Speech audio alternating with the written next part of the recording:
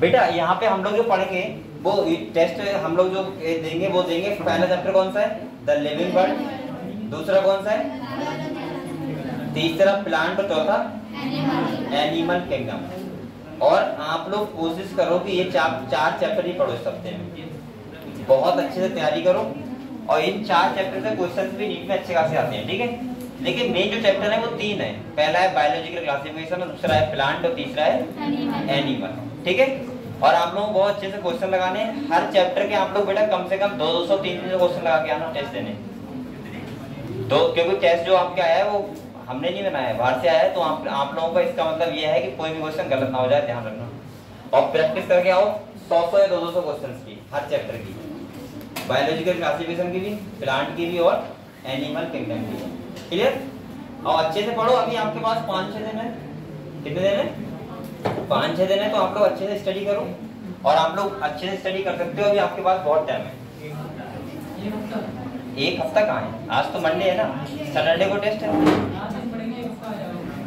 और बेटा ध्यान रखना, बहुत यहाँ पे 5-6 बच्चे, 10 बच्चे, 15 बच्चे ऐसे हैं जो पूरे क्वेश्चन सही कर सकते हैं। 90 में 90 सही है। और बेटा शांत रहो, ऐसे टाइम में बोला करो। दूसरा क्या है, आप लोगों को ध्यान रखना है कि आप लोग पूरे क्वेश्चंस करें। गलत हो रहा है तो 1-2 क्वेश्चन गलत हो रहा है, लेकिन वो डिपेंड करेगा कि आप लोग स्टडी कितने अच्छे से करके आ रहे हो, ठीक है, कितने अच्छे से क्वेश्चन। दूसरी बात ध्यान रखना, आप लोग क्वेश्चंस प्रैक्टिस जरूर करके आना। अगर आप क्वेश्चन प्रैक्टिस नहीं करोगे, और हिंदी इंग्लिश दोनों पैटर्न में टेस्ट होगा, ठीक है, हिंदी में भी होगा और इंग्लिश में भी होगा, ठीक है। चलो तो हम लोग ह्यूमन फिजियोलॉजी का फर्स्ट चैप्टर स्टार्ट कर रहे हैं, डाइजेशन एंड एब्जॉर्प्शन। तो आप लोग बेटा किताब निकालो सब लोग। अच्छा एक चैप्टर है नहीं किताब में है। अरे मैं सोच रहा हूँ पढ़ा दूं, वरना ये चैप्टर रह जाएगा तो फिर थोड़ा सा एक डाउट रहता है हमारे मन में कि डाइजेशन नहीं पढ़ा हम लोगों ने।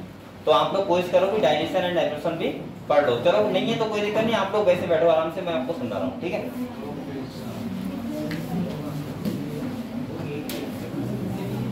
तो हमारा यहाँ का फर्स्ट चैप्टर कौन सा है बेटा?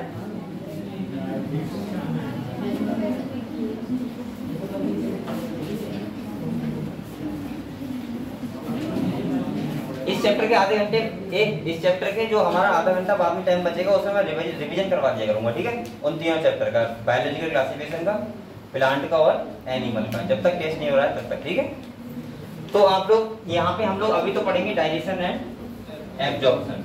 बेटा सबसे पहले हमारे मन में क्वेश्चन आता है कि डाइजेशन क्या होता है, या डाइजेस्टिव सिस्टम हमारी बॉडी में क्यों है। आप लोग खाना खाते हो, उसका क्या होता है? डाइजेशन होता है। क्या होता है? हम लोग एंजाइम्स के बारे में पढ़ रहे थे और मैंने पिछले चैप्टर में आपको हार्मोन्स के बारे में बताया था और एंजाइम के बारे में बताया था। एंजाइम मैंने क्या बताया था बेटा? एंजाइम किसी भी रिएक्शन के लिए यूनिक होते हैं। दूसरा मैंने कहा था कि जो एंजाइम्स होते हैं वो बायो कैटालिस्ट की तरह काम करते हैं, यानी किसी भी रिएक्शन रेट को करवा देते हैं, ठीक है। यहाँ पे हम लोग एंजाइम्स के बारे में ही पढ़ेंगे, क्योंकि जो डाइजेशन में इन्वॉल्व होते हैं वो कौन होते हैं? एंजाइम। कौन होते हैं? अब मेन पहला क्वेश्चन आपका, हम लोग स्टार्ट करते हैं फूड से। किससे स्टार्ट करते हैं? आप लोग खाना खाते हो, ठीक है। खाना क्यों खाते हो? बेसिक रिक्वायरमेंट है। हमारी जो बॉडी है उसकी क्या है? रिक्वायरमेंट है। क्यों है? क्योंकि हमारी बॉडी फंक्शंस करती है। क्या करती है? और बेटा फंक्शन करने के लिए हमें चाहिए होते हैं एटीपी। क्या चाहिए होते हैं? एटीपी।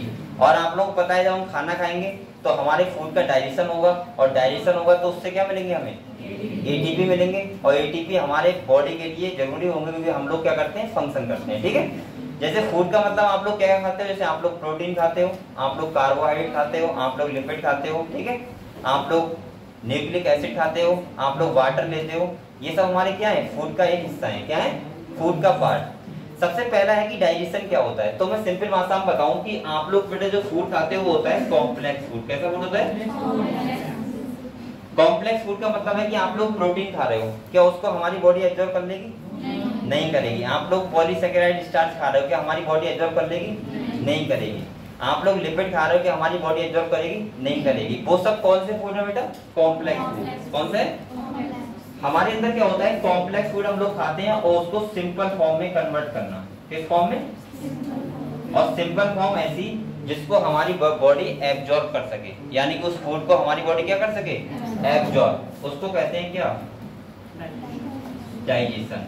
और ये होता है बेटा बहुत कई सारे एंजाइम्स के थ्रू। किसके थ्रू होता है? एंजाइम्स के थ्रू। हाँ वाटर ब्रेन में डाइजेशन होता है, मुझे पता है ये बात, लेकिन एंजाइम अभी मैं डाइजेशन बता रहा हूँ क्या होता है। तो बेटा आप लोग ये समझिए कॉम्प्लेक्स फूड को अगर हम सिंपल फॉर्म में कन्वर्ट करेंगे तो उसे क्या कहते हैं? डाइजेशन। और ये इसके लिए हमारी बॉडी नहीं, सब जितने भी लिविंग्स होते हैं सबकी बॉडी में प्रोसेस होता है, जैसे बोलते हैं, यानी कि हम बोल सकते हैं, या फिर कुछ सिस्टम होता है, इसे बोलते हैं डाइजेस्टिव सिस्टम। देखो इसमें हम लोग पढ़ेंगे क्या? अगर पढ़ने की हम बात करें तो आपको पता है हमारा माउथ होता है, माउथ के साथ हमारी टंग होती है, टीथ होते हैं हमारे, इसके बाद आपको पता है हमारा बक्कल कैविटी होता है, फायरिंग्स होता है, ईसोफेगस होता है, इसके बाद आपका स्टमक होता है, इंटेस्टाइन होता है, इसमें तुम्हारा स्मॉल होता है और कौन सा होता है? लार्ज होता है। इसके बाद आप लोग पढ़ोगे पैनक्रियास के बारे में, लीवर के बारे में, ठीक है, गॉल ब्लैडर के बारे में। इसके बाद हम लोग इनके अलग अलग करके फंक्शंस पढ़ेंगे कि हम लोग खाना खाते हैं तो हमारा फूड कहाँ कहाँ जाता है पहले, इसके बाद कहाँ कहाँ जाता है, ठीक है। तो हम लोग ये सब पढ़ेंगे इसमें डाइजेस्टिव सिस्टम में। ये हालांकि आपकी किताब से हटा दिया गया है पोर्शन, जो अभी नई किताब आई है, लेकिन बेटा इसकी नॉलेज आपको होनी चाहिए, क्योंकि अगर आप एक प्रॉपर, आपको डॉक्टर बनना है, इसीलिए आप लोग तैयारी कर रहे हो यहाँ पे, और डॉक्टर बनना है तो आप लोगों को डाइजेस्टिव सिस्टम आना चाहिए, इसीलिए मैं ये चैप्टर प्रॉपर आपको पूरा पढ़ाऊंगा। क्वेश्चन हो सकता है आ जाए और ना आए तो कोई दिक्कत नहीं, आपको नॉलेज के लिए पता होना चाहिए, ठीक है। तो यहाँ पे अगर हम बात करें, सबसे पहले ये समझ गए कॉम्प्लेक्स फूड का सिंपल फॉर्म में कन्वर्ट होना क्या कहलाता है? डाइजेशन। और ये किसके द्वारा होता है? बहुत सारे एंजाइम्स के थ्रू, ठीक है। आप लोग साथ में चाहो तो एक कॉपी ले लो, कुछ चीजें लिखते रहो साथ में, ठीक है, किताब में पोर्शन नहीं है तो लिखो। चैप्टर का नाम डालो डाइजेशन एंड एब्जॉर्प्शन, और उसके बाद आप लोग लिखते रहो।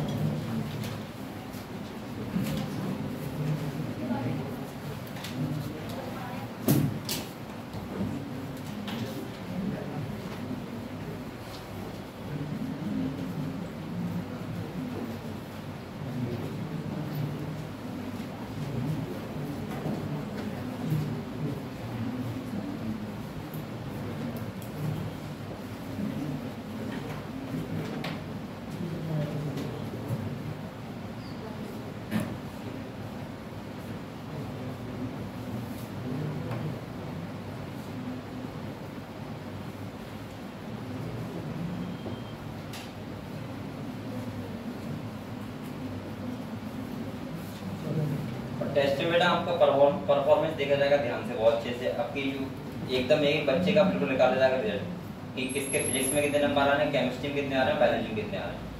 इसीलिए बार बार कह रहा हूँ टेस्ट को ऐसे नहीं आना है कि एकदम चले आए बस टेस्ट है खाली, सही है। अच्छे से पढ़ाई करके आना है, ये पूरा रिकॉर्ड पहुंचेगा। मैं फिर से कह रहा हूँ ये बात, और उसी से पता लगेगा कौन बच्चे अच्छे हैं, कौन बच्चे कैसा खाली मजे करना है, ठीक है।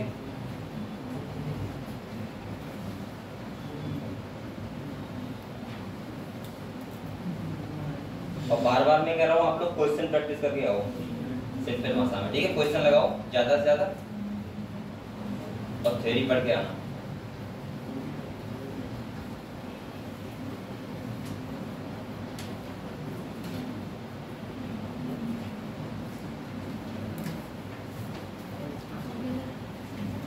और टेस्ट में एब्सेंट होने की सोचना मत बेटा, अभी बता दे रहा हूँ। 100 रुपये का नुकसान नहीं होगा बेटा, बहुत बड़ा नुकसान हो जाएगा आपका अगर आप टेस्ट में नहीं आओगे।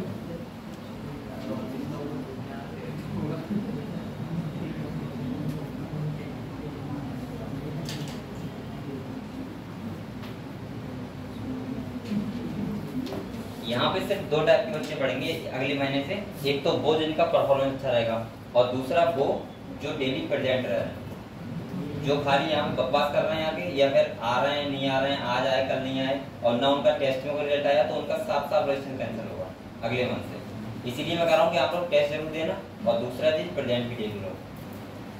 अगर आप प्रेजेंट डेली दे रहे हो, टेस्ट में परफॉर्मेंस अच्छी नहीं आ रही तो कुछ चलेगा, कोई दिक्कत नहीं है, क्योंकि आप लोग मेहनत कर रहे हो, ठीक है। लेकिन आप लोग अगर छुट्टी भी कर रहे हो साथ में आपका परफॉर्मेंस ही बहुत बेकार है, तो आप लोगों का कोई फायदा नहीं निकलेगा।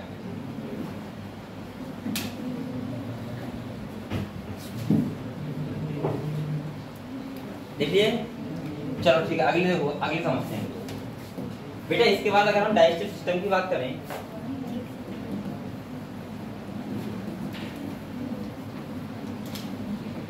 तो एक बार पहले मैं आपको समझा रहा हूँ, ठीक है। हमारा जो डाइजेस्टिव सिस्टम होता है उसके दो पार्ट होते हैं। कितने पार्ट होते हैं? दो पार्ट। एक होता है बेटा एलिमेंट्री कैनाल, और दूसरा क्या होता है? Digestive glands.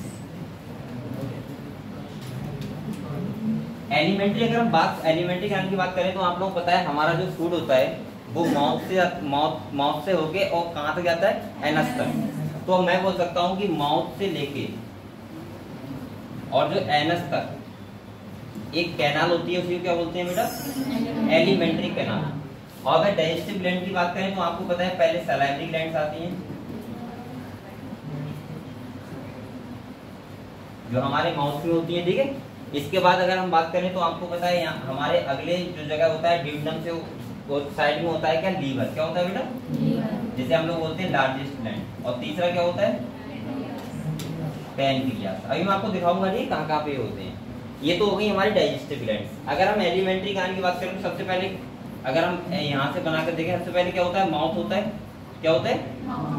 माउथ के बाद आपको पता है ये हमारी बक्कल कैविटी है, हम माउथ में इंक्लूड कर ले रहे हैं। इसके बाद आता है फायरिंग्स। क्या होता है? फायरिंग्स का मतलब होता है जहाँ से हम एयर भी लेते हैं और फूड भी लेते हैं, कॉमन पैसेज। यानी कि फूड और एयर का क्या होता है? कॉमन पैसेज, उसे बोलते हैं फायरिंग्स। क्या बोलते हैं बेटा? फायरिंग्स के बाद अगर हम बात करें तो अगले होता है हमारा फूड पाइप, जो ट्रैकिया के पीछे होता है, जिसे बोलते हैं ईसोफेगस। क्या बोलते हैं? ईसोफेगस बोलते हैं। ईसोफेगस के बाद आपको पता है हमारा क्या होता है? स्टमक। क्या होता है? स्टमक होता है। और इसके बाद होता है स्मॉल इंटेस्टाइन, और इसके बाद बेटा क्या होता है? Large intestine. आपके स्मॉल इंटेस्टाइन के तीन पार्ट होते हैं, इसका नाम होता है ड्यूडेनम, जेजुनम और इलियम। और लार्ज इंटेस्टाइन के भी तीन पार्ट होते हैं, इसका नाम होता है सीकम, कोलोन और रेक्टम। और उसके बाद जो आता है बेटा वो आप तुम्हारा क्या होता है? एनस। ठीक है। तो स्मॉल इंटेस्टाइन के कौन से पार्ट होते हैं? तीन। एक होता है ड्यूडेनम, और एक होता है बेटा जेजुनम, और एक कौन सा होता है? अच्छा कोई बच्चा बताएगा इलियम हमने और एक जगह कहाँ देखा था? इलियम किसमें? श्राप में नहीं रहा। बताओ कौन बताएगा? हाँ बेटा तुम दोनों लोग बहुत बोल रहा, तुम दोनों बताना इलियम और हमने कहाँ पे पढ़ा? तुम्हारा नाम क्या है? हाँ आयान। तुम्हारा क्या है? हाँ बताओ बेटा, ए इलियम हमने और कहाँ पढ़ा था इंटेस्टाइन के अलावा? कुछ ऐसे बताया करो, वैसे मत बोला करो, यहाँ पे वैसे बताया करो जो मैं पूछता हूँ। बताओ इलियम और आपने कहाँ पढ़ा है बायोलॉजी? बताओ बताओ, आप भी हंस रहे हो, कैसे बच्चे हो? मैं कुछ पूछ रहा हूँ आप लोग हंस रहे हो खाली। इलियम बताओ बेटा और हमने कहाँ पढ़ा है? मैं यही बता दे रहा हूँ, इलियम एक बोन है हमारी बॉडी की, पेल्विक गर्डल। ठीक है। तो वहां पे लेकिन स्पेलिंग का सिस्टम है, वहां पे होता है ILI और यहाँ पे होता है ILE, ये ध्यान रखना है आपको। ठीक है। तो ये तुम्हारा क्या हो गया बेटा? एलिमेंट्री कैनाल हो गया। वो क्या हो गया? Digestive glands. ठीक है। तो आप लोग ये बात लिख लो ये, फिर इसके बाद हम लोग और अगले बढ़ते हैं।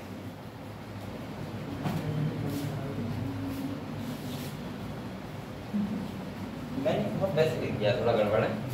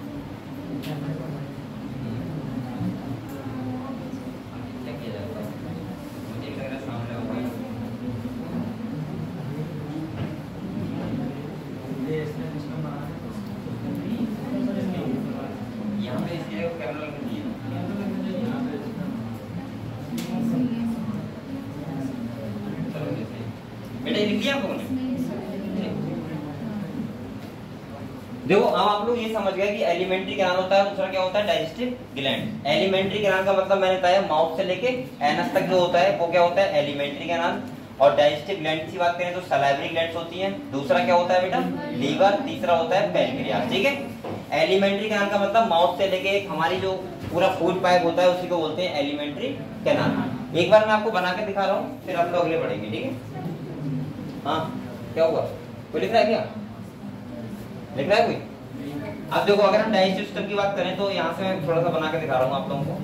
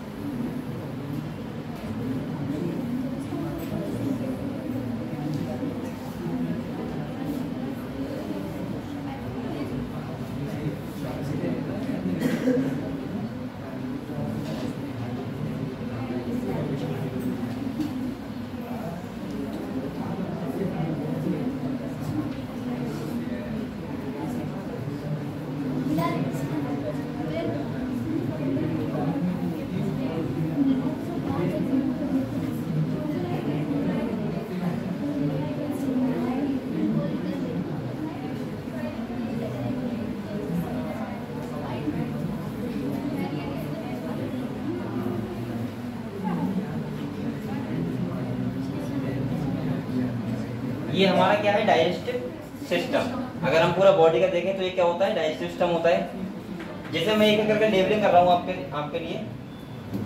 बेटा सबसे पहले एक करके हम बात करते हैं, ठीक है, क्या कहाँ पे क्या है। देखो सबसे पहले ये क्या हो गया, माउथ हो गया, क्या हो गया, ये कलर दिख रहा है आपको, सही है। ये क्या हो गया, बक्कल कैविटी, क्या हो गई, बक्कल कैविटी का मतलब होता है मुख गुहा। इसमें तुम्हारा क्या होगा, टीथ होगा और क्या होगा, टंग, क्या होगा बेटा, टीथ,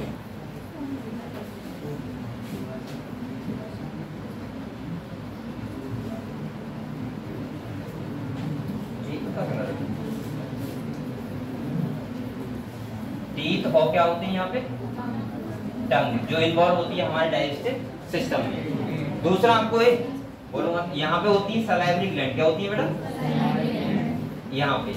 तो यहाँ पे मैं बोल सकता हूँ 3 पेयर, कितनी पेयर, 3 पेयर होती है सलाइवरी ग्लैंड।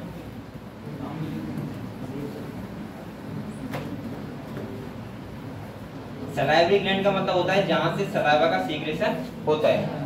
इसके बाद अगर हम बात करें, ये वाला एरिया होता है, इसे बोलते हैं फायरिंग्स, क्या बोलते हैं, फायरिंग्स बोलते हैं। अच्छा यहाँ से देखो, यहाँ से फूड जा रहा है और उधर से क्या आती है, हवा, क्या आती है, हवा आती है, ठीक है, क्या होगा। इसके बाद ये वाला क्या है बेटा, ईसोफेगस, इसे बोलते हैं फूड पाइप, क्या बोलते हैं।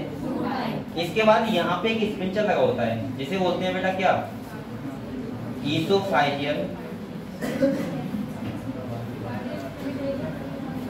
स्पिंचर। अच्छा ये बताओ आप लोग, स्पिंचर और बॉल में क्या डिफरेंस होता है। स्पिंचर का काम क्या होता है, स्पिंचर का काम भी होता है प्रिवेंट द फूड, यानी बैक फ्लो को रोकना, और बॉल जो होते हैं बॉल, उनका काम भी होता है बैक फ्लो को रोकना। लेकिन दोनों डिफरेंस क्या होते हैं, पता है किसी को, स्पिंचर और बॉल में दोनों में डिफरेंस क्या होता है, बताओ, तुम बताओ या अंजलि बताओ, ये सो रही लड़की है, बताओ बेटा, स्पिंचर और बॉल में क्या डिफरेंस होते हैं।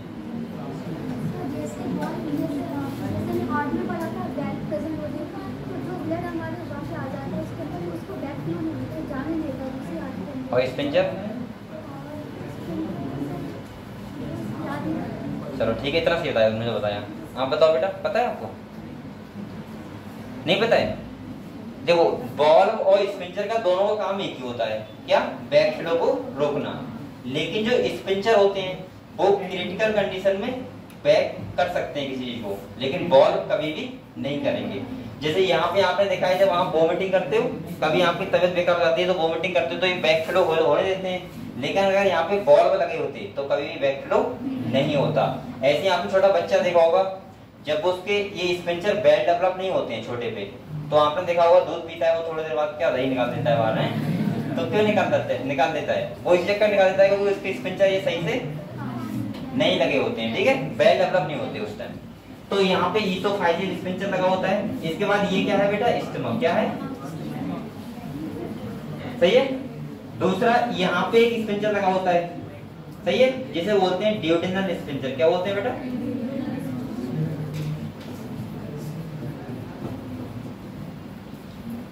इसके बाद ये क्या होता है, लीवर। क्या होता है बेटा, और ये क्या होता है, गॉल ब्लेडर। क्या होता है, लीवर में बाइल जूस बनता है और यहाँ पे क्या होता है, स्टोर होता है। इसके बाद ये क्या होता है, पैनक्रियास। क्या होता है, ये होता है पैनक्रियास। इसके बाद यहाँ से ये जो होती है, ये होती है स्मॉल इंटेस्टाइन। क्या होती है, और स्मॉल इंटेस्टाइन के 3 पार्ट होते हैं, जैसे ये वाला अलग होता है और ये वाला अलग होता है और ये लास्ट वाला अलग होता है, ठीक है। इसका नाम होता है क्या, ड्यूडेनम।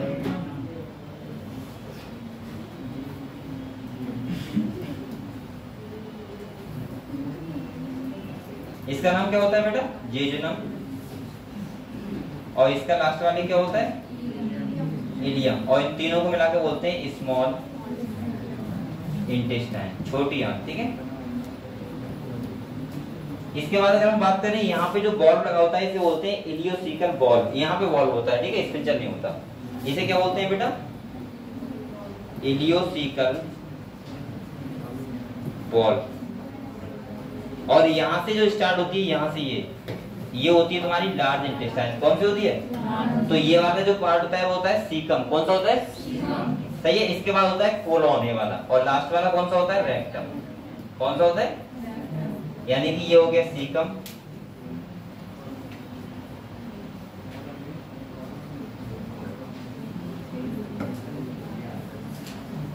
और इसके बाद ये वाला पार्ट कौन सा होता है, कोलोन। कौन सा होता है बेटा, और ये लास्ट वाला कौन सा होता है, रेक्टम। और सबसे लास्ट में जो होता है ओपनिंग एलिमेंटिंग आर्टरी, उसे बोलते हैं एनस।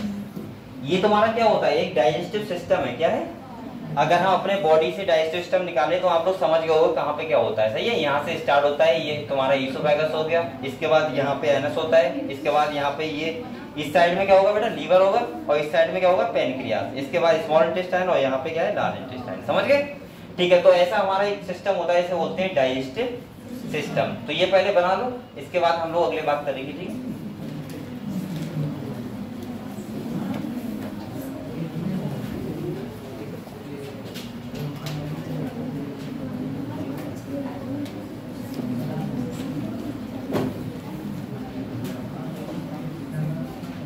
आप लोग प्रैक्टिस करो बेटा अच्छे से।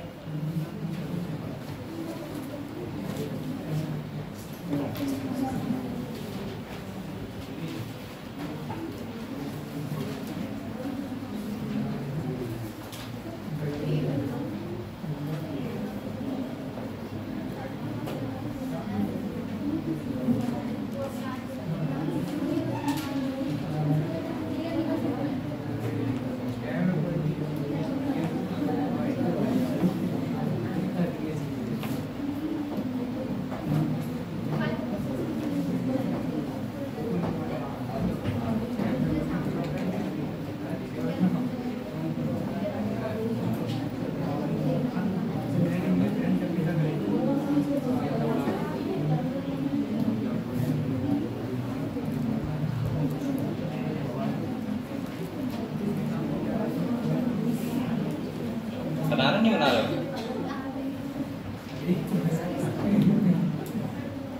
बना लो बेटा, बना लो। आप तो एक लड़कियों की तो ड्राइंग वैसे अच्छी होती है, इतना क्या पड़ा क्या हुआ,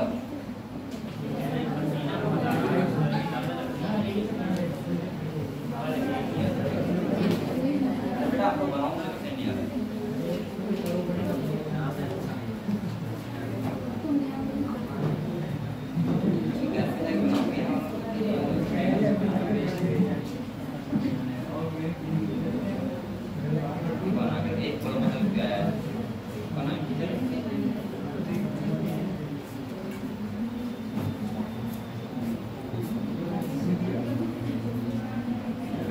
ये हमारा क्या होता है, डाइजेस्टिव सिस्टम, पाचन तंत्र।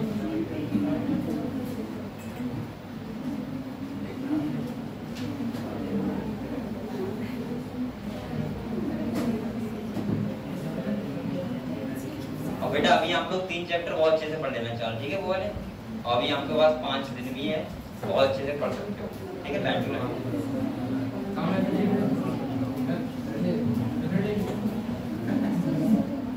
मैं पेपर नहीं बना रहा हूँ बेटा, ऐसे नहीं कर रहा हूँ, चेक मैं नहीं करूँगा, वो करेंगे मेरा कंपनी पढ़ा है।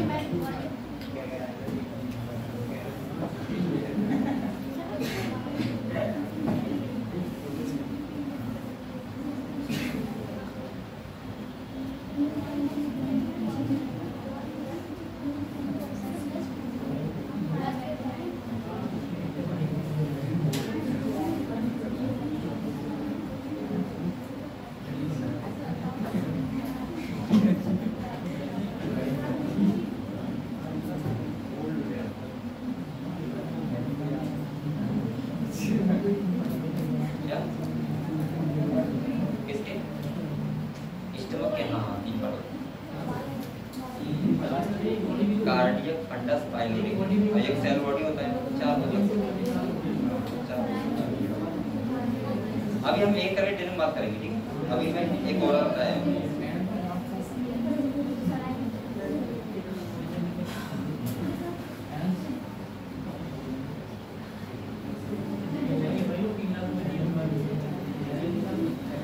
अभी टेस्टों का पता लगेगा सबसे ज्यादा नंबर किस बच्चे के आ रहे हैं यहाँ पे,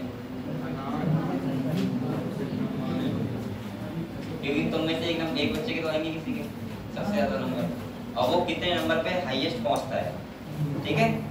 ऐसा नहीं कि 300 नंबर पर हाईएस्ट नंबर रहे, कम से कम 600 प्लस तो रहेंगे, 650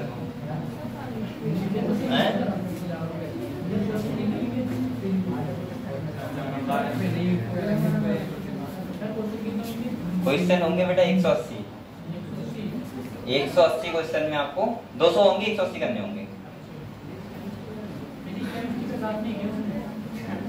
90 क्वेश्चन बायोलॉजी के और 45 फिजिक्स, 45 केमिस्ट्री।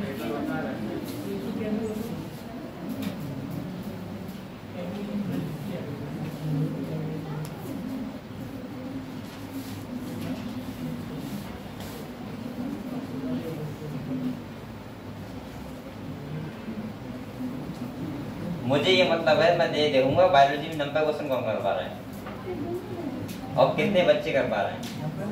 90 नहीं, देखिए 80 प्लस मैं सोचूंगा कि काफी बच्चे यहाँ पे करें। अगर 10 ही बच्चे 80 प्लस नंबर लेके आए, 80 प्लस क्वेश्चन, अच्छा मैं आपको एक वो दे रहा हूँ, 300 प्लस नंबर कितने बच्चे लेके आएंगे, खाली बायोलॉजी बात कर रहा हूँ। तो बेटा उन बच्चों के लिए मैं अलग से एक्स्ट्रा बेनिफिट दूंगा फिर, ठीक है। अब बेटा ऐसा ना कि आप लोगों के लिए मैं कार्य करूंगा, पढ़ाई के लिए मैं आपके लिए हमेशा अवेलेबल रहूंगा, ठीक है, किसी भी टाइम। और आपको अभी यही चाहिए गधो, और क्या चाहिए आपको? यही चाहिए कि टीचर हमेशा हमारे लिए अवेलेबल रहे, जब भी हम कहेंगे सर ये बता दो वो बता दो। अगर जिस बच्चे के 300 प्लस नंबर आएंगे बायोलॉजी में, उसके लिए अब तुम सोचो कितने बच्चे ला सकते हो। 300 इसका मतलब है 80 क्वेश्चन प्लस सही करने हैं आपको, मतलब 80 क्वेश्चन तो सही करने हैं आपको। और जिस बच्चे के अगर इतने सही आ रहे हैं तो उसका मतलब वो सिलेक्शन की उम्मीद रख सकता है अपने आप से कि अब मेरा सिलेक्शन हो सकता है। लेकिन आप लोगों को बेटा बायोलॉजी में 300 नंबर लाने होंगे।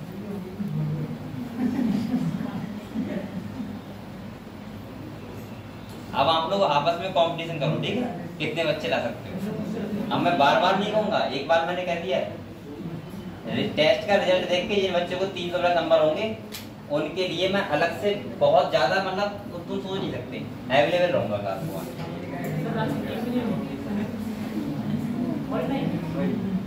ऑल टाइम ये तो बढ़िया होगी सर, अगर सर आप पढ़ाते होंगे मैं घर भी उनको बोल रहा हूँ।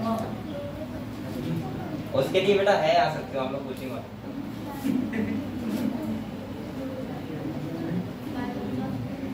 चलो ये हो गया, बना लिया, बना दे, बातें कर रहे हो तुम।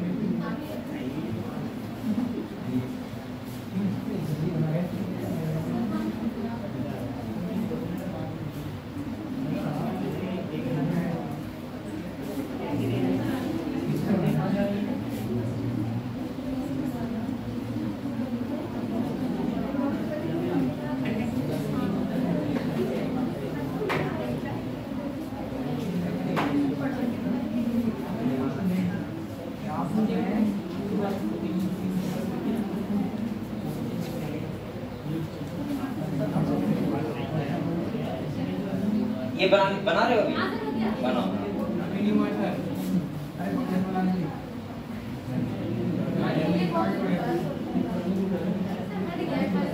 हट नहीं गया बेटा, ये बहुत इंपॉर्टेंट चैप्टर है, आपको लग रहा है जब आपके लिए 5 दिन मिले हैं तो क्यों अगले लिए भाग रहे हो? हिसाब से कोई सिलेबस के हिसाब से वो तो मुझे लग रहा है वो तो एक दिन में भी सिलेबस कंप्लीट हो जाएगा, आपको भी तो आना चाहिए। वो अभी समझाऊंगा, आधा घंटा रुको तो। मैंने आपसे कह दिया बेटा आधा घंटा मैं रोज दूंगा आपको, ठीक है, सर फ्राइडे तक। उसके लिए जो आप लोग बैकअप का पूछ सकते हो कुछ भी, ठीक है। आज मैं आपको एनिमल किंगडम का कैसे बताऊंगा क्लासिफिकेशन, ठीक है। आप लोग मेहनत तो करो, मेहनत करोगे तभी तो कोई टीचर मेहनत करेगा।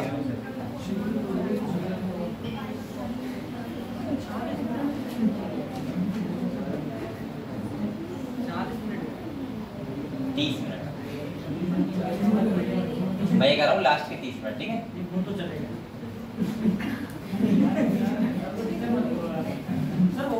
ये बना लिए सब लोगों ने?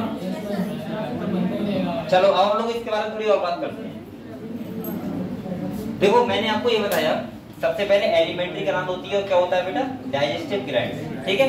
मैं बोल सकता हूँ कि हमारे डाइजेस्टिव सिस्टम में 2 पार्ट इंक्लूड होते हैं, पहला होता है एलिमेंट्री ग्रंथ और दूसरा होता है डाइजेस्टिव ग्रंथ। अच्छा एक बात बताओ, आपको क्या लगता है आप लोग खाना खाते हो तो आपको तुरंत एनर्जी मिल जाती है? नहीं। देखो आप लोग खाना खाते हो, पहले 4 से 5 घंटा हमारे कहाँ रहता है, फूड स्टमक में, सही है, वहां पे डाइजेस्ट होता है। इसके बाद लगभग 6-7 घंटे के बाद हमारा फूड पूरा डाइजेस्ट हो जाता है और हमारी बॉडी उसको क्या करती है, एब्जॉर्ब, और एब्जॉर्ब करने के बाद वो कहाँ मिल जाता है, ब्लड में, और ब्लड के थ्रू कहाँ चले जाते हैं न्यूट्रिएंट्स सब, सेल के पास। कहाँ चले जाते हैं? और सेल के पास जाने के बाद जब हम लोग सांस लेते हैं तो ऑक्सीजन जाता है, और ऑक्सीजन की प्रेजेंस में क्या होता है, फूड का ऑक्सीडेशन। फिर आपको बताया ग्लाइकोलाइसिस होता है, और ग्लाइकोलाइसिस के बाद क्या होता है, क्रेब्स साइकिल माइटोकॉन्ड्रिया के पास, तब जाके आपको एटीपी मिलते हैं। ऐसा नहीं कि अभी आपने मुर्गा खाया आप कह रहे हो अब तो मैं पावरफुल हो गया। वो मुर्गा बेटा 4-5 घंटे बाद एनर्जी देगा, ठीक है, पहली बात। दूसरा आप लोग बताए, आप लोग खाना यहाँ से खाते हो। अच्छा ये बताओ ट्रेकिया कहाँ पे होती है बेटा, यहाँ पे ऐसी होती है ट्रेकिया। अगले ये अगले हमारे क्या है, ट्रेकिया तो एयर पाइप, और ये अगले जाके ऐसे करके आके, और आपको बताया 2 पार्ट में डिवाइड होके, यहाँ पे इसके पीछे क्या होंगे, लंग्स, क्या होंगे, लंग्स, और लंग्स में डिवाइड हो जाता है। तो वो तो हो गया हमारा रेस्पिरेटरी वाला सिस्टम, और ये वाला कौन सा है हमारा, डाइजेस्टिव वाला।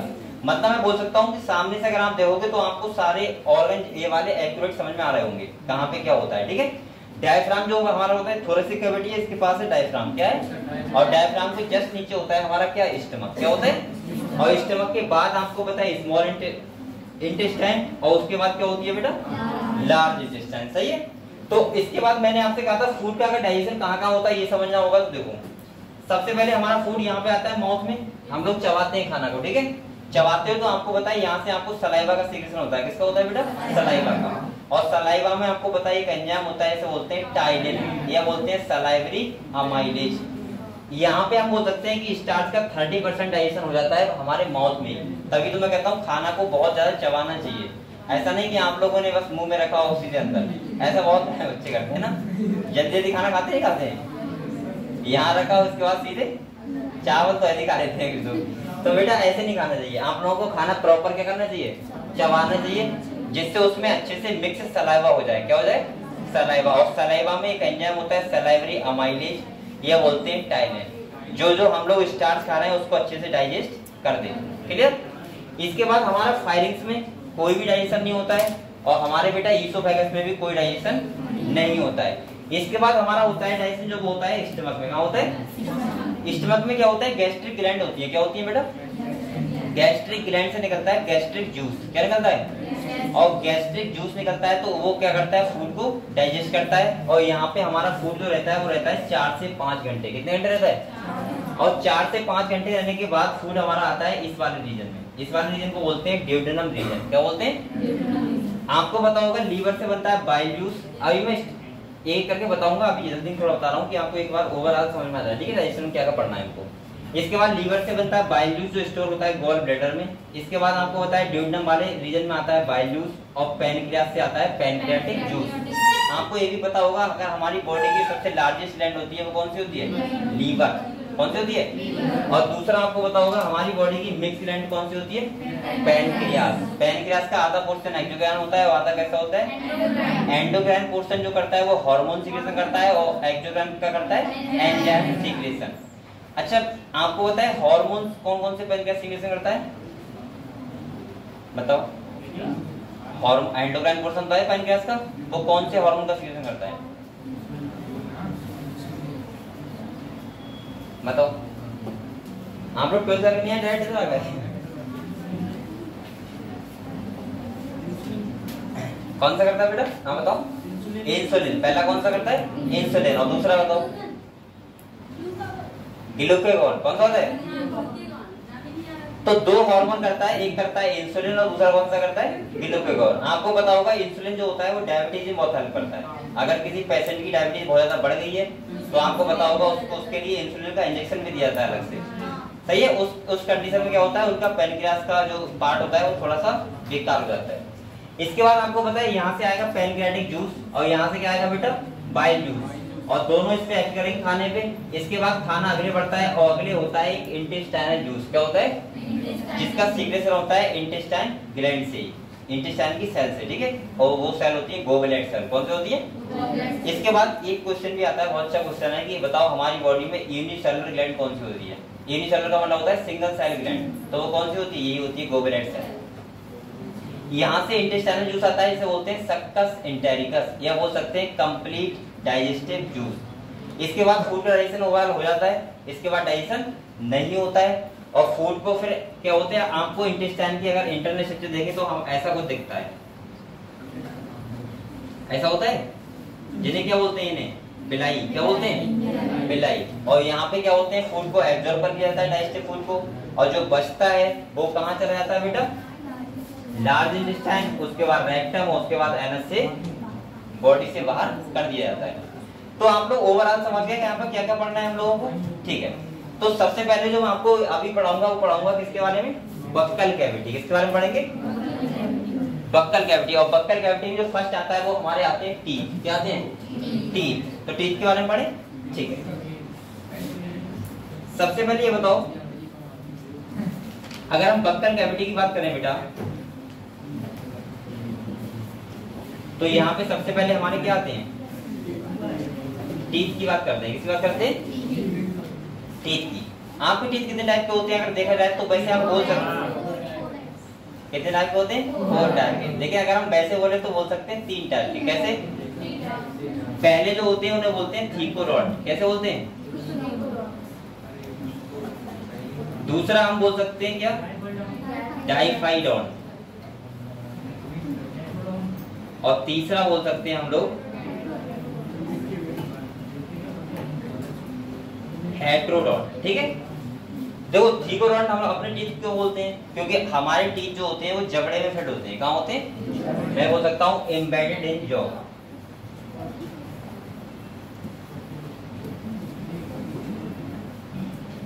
दूसरा अगर हम बात करें डाइफाइडॉन क्यों बोलते हैं? हमारे टीथ लाइफ में 2 बार निकलते हैं। कितने बार निकलते हैं? 2 बार। यानी कि मैं बोल सकता हूँ 2 टाइम्स निकलते हैं। एक होते हैं आपके दूध के दांत, मिल्क टीथ। कौन से होते हैं बेटा? 2 टाइम। और एक कौन से होते हैं? परमानेंटली। कौन से होते हैं? आपको पता होगा कि आपके टीथ एक बार निकल के और वो सब साले ये टूट गए होंगे, गिर गए होंगे ना। उसके बाद एक कहानी भी थी कि अगर टीथ अगर उखड़ जाए तो उसके बाद मिट्टी में लगा देना चाहिए, हैं? 2 बार में, वरना वो दोबारा निकलेगा नहीं। ऐसा बोलते थे ना, लगाया भी होगा हम लोगों ने, सब लगाया होगा। तो ये 2 टाइम निकलते हैं हमारे। एक होते हैं बेटा मिल्क टीथ। कौन से होते हैं? Milk teeth. और दूसरा जो हमारे होते हैं वो होते हैं परमानेंट।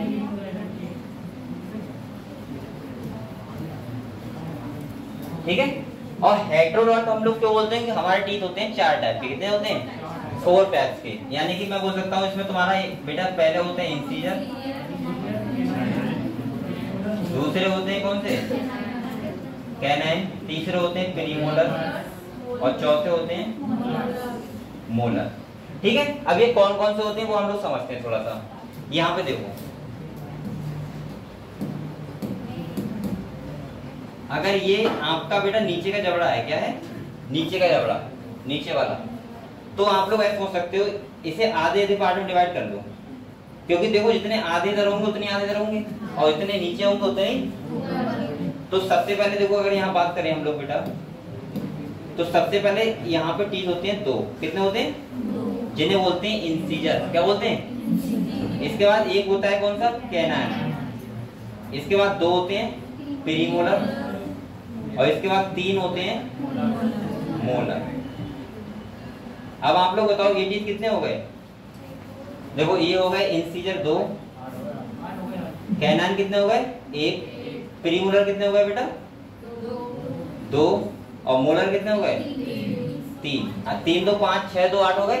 अब 8 अगर इधर है तो 8 ही किधर होंगे बेटा? इधर।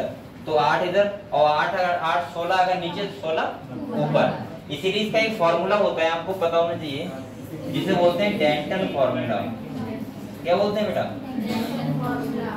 इसका मतलब हम बोलते हैं 21 23, जिसमें इंसीजर, कैनाइन, प्रीमोलर और मोलर, यानी 2 1 3 2 5 3 8 और 8 नीचे 16 दूनी टोटल कितने होते हैं?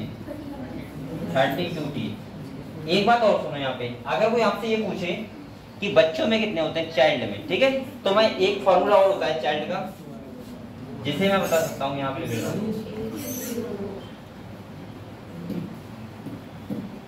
यहाँ पे ऐसा करो, यहाँ पे मैं शॉर्ट में लिख दूं इंसीजर, समझ जाओगे आप लोग? कैनाइन, प्रीमोलर और बेटा कौन से होते हैं? पता तो है सबको। इसके बाद देखो, अगर हम बच्चों का चाइल्ड फॉर्मूला देखें, क्या देखें? चाइल्ड का, तो यहाँ पे देखो चाइल्ड की अगर हम बात करें तो उनका होता है 2102। कितना होता है बेटा? 2102। सही है, 2102। इंसीजर, कैनाइन, प्रीमोलर और यहाँ पे बताओ, यहाँ पे बताओ ये वाला टीथ है, ये वाला टीथ है। अच्छा, यहाँ से ये बात पता लग रही है हमें कि जो बच्चों में होते हैं वो ऐसे ना, हम लोगों में ऐसे कौन से टीथ हैं जो खाली एक बार निकले हैं? कितनी बार निकले हैं? अच्छा, ये वाले बताओ, 2 1 3 2 5 और 5 10 इंटू कितने हो गए? 20 टीथ। ये 20 टीथ बच्चों में होते हैं। किसमें होते हैं?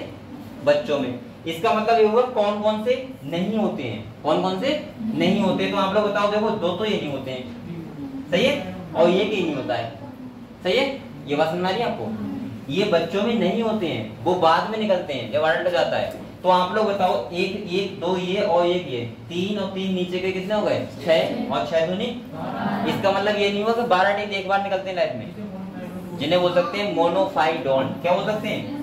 यानी कि इसका मतलब ये हुआ 20 टीथ जो होते हैं वो होते हैं डाइफाइडोंट और 12 टीथ कौन से होते हैं? मोनोफाइडोंट। समझ गए आप लोग? तो 20 टीथ को मैं लिख दे रहा हूं यहाँ पे, क्या? डाइफाइडोंट। और इसके बाद बेटा यहाँ पे मैं लिख दे रहा हूँ 12 टीथ को, क्या लिख दे रहा हूँ? मोनोफाइडोंट। यानी कि सभी टीथ हमारे डाइफाइडोंट नहीं होते हैं। समझ गए? तो यहाँ पे ऐसे हो सकते हो आप लोग, 12 टीथ कैसे होते हैं? मोनोफाइडोंट, जो लाइफ में क्या कितने बार निकलते हैं? एक बार। और इसमें भी हमारे बेटा यहाँ पे अगर आपसे पूछा जाए कौन कौन से टीथ, तो आप बोलोगे, देखो 1 2 4 और 2 8। 8 कौन से हैं तुम्हारे? प्रीमोलर। और 4 कौन से हैं बेटा? और 4 जो मोलर है उनको बोलते हैं विजडम टीथ। क्या बोलते हैं? विजडम टीथ का मतलब होता है अक्कल दांत। ये तब निकलती है जब आपको अक्ल आ जाती है, यानी कि 18-19 साल के बाद। अगर आपको अकल नहीं आई तो आप लोग गिनोगे तो आपके होंगे अभी 28 दांत। कितने होंगे? 28। समझ गए? तो इन 4 टीथ को बोलते हैं विजडम टीथ। क्या बोलते हैं? पहले लिख लो ये कहानी सब, ठीक है सर?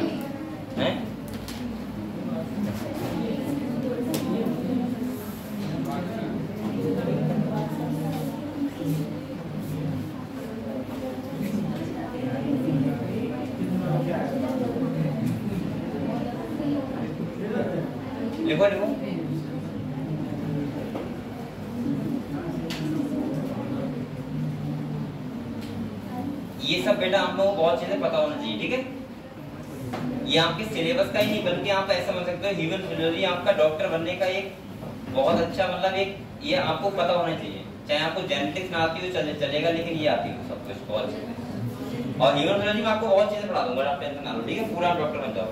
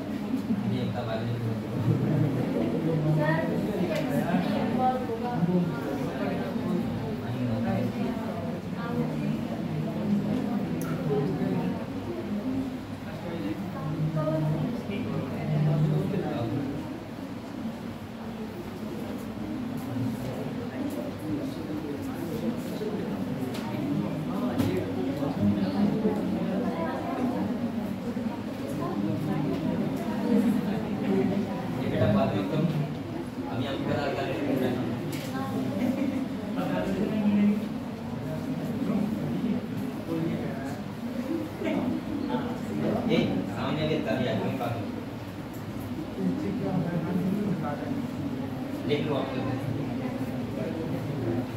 क्या कहाँ पे ये उससे पहले इम्बेडेड EMBEDD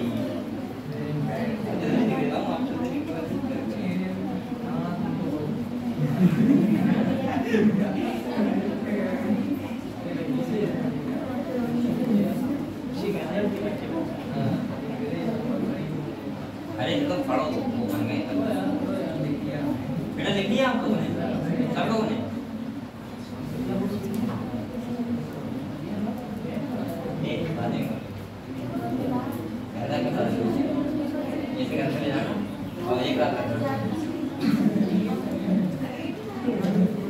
जो आपस में ज्यादा फ्रेंड है वो अपने घर चले जाएगा दूसरे की, और एक रात आकर पड़ेगा और जंग का किया। चलो एक बेटा ये समझ गए आप लोग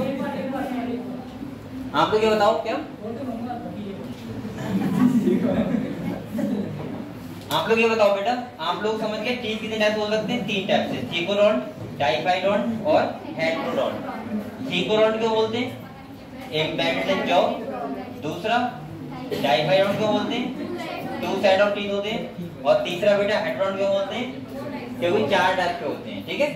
दूसरा मैंने बताया बच्चों का जो वो बच्चों का होता है 2102 2102, जिसमें पता है हमें 20 टीथ ऐसे होते हैं जो बच्चों में होते हैं और 12 टीथ नहीं होते हैं। इसका मतलब यह है कि 12 टीथ लाइफ में एक ही बार निकलते हैं खाली, जिसमें 4 तो बेटा कौन से होते हैं? फ्रीजम टीथ। कौन से होते हैं? चल लिख लो आप लोग, इन्हें वो हिंदी बोलते हैं अक्कल दान। क्या बोलते हैं? अक्कल दान। जब अक्कल आती है तब निकलते हैं। तो ये क्लियर हुआ टीथ के बारे में आप लोगों को? किसी को डाउट बताओ? सही है। चलो अब सेकंड पोर्शन पढ़ते हैं टंग के बारे में। किस बारे में पढ़ते हैं? टंग। हटे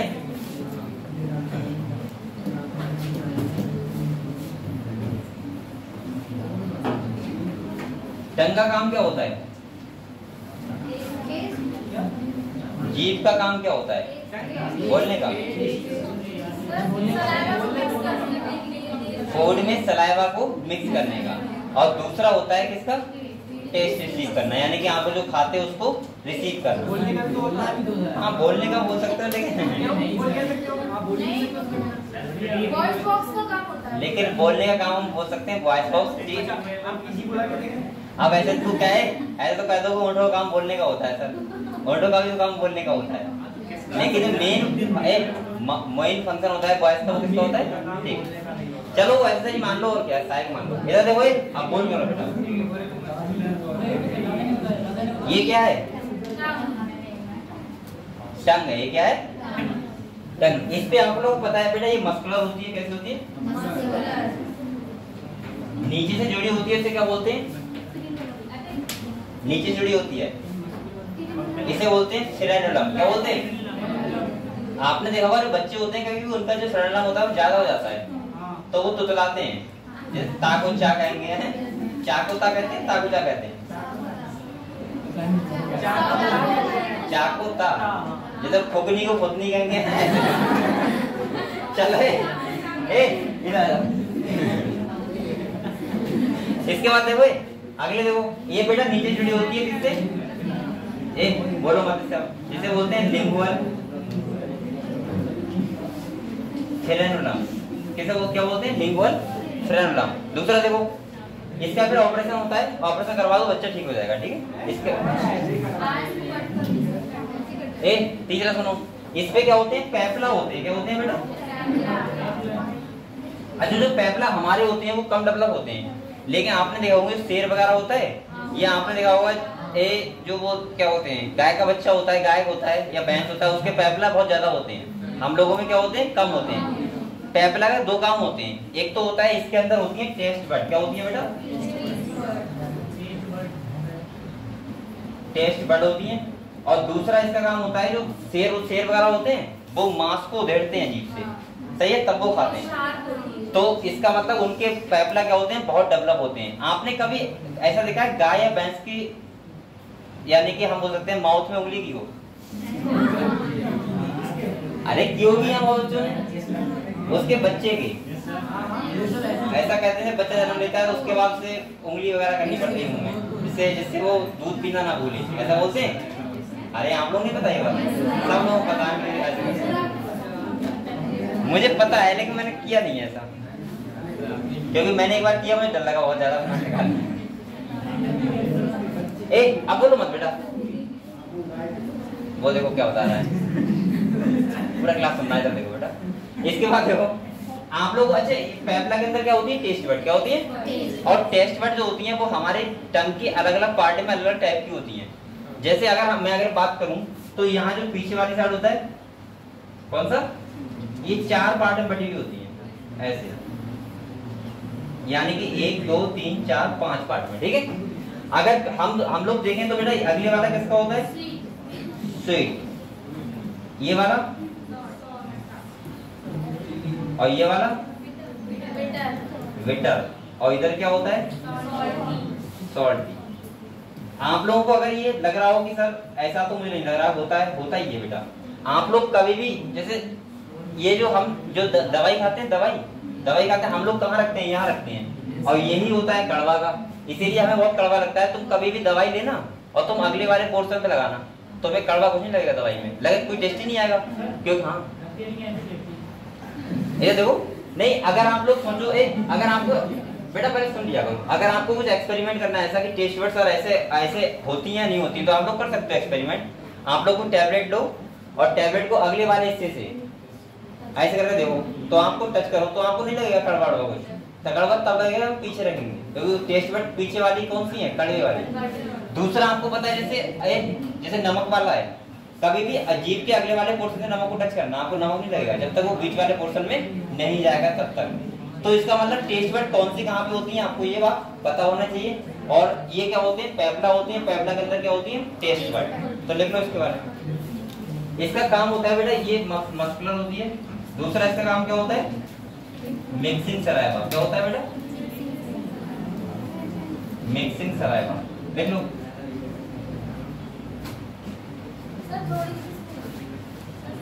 वाली साइड वाली होती है। कौन सी? साइड वाली। और बीच वाला कौन सा होता है? मिडिल पार्ट में सौर होता है क्या? मुझे लगा ऐसे है। हाँ सर ऐसे ही होता है। ऐसे ही होता है ना? गलत है ये। सौर बीच में होता है। सॉल्टी साइड में होता है। चलो कर लेना कर। ये लिख लो साल्टी इधर वाला। अब तो सही है। और बीच वाला क्या कर लो? सर सही तो है। अब सही है बताओ। साल्टी साइड से तो होता है। अभी भी सही नहीं है। और बीच में क्या होता है? चलो लिखो।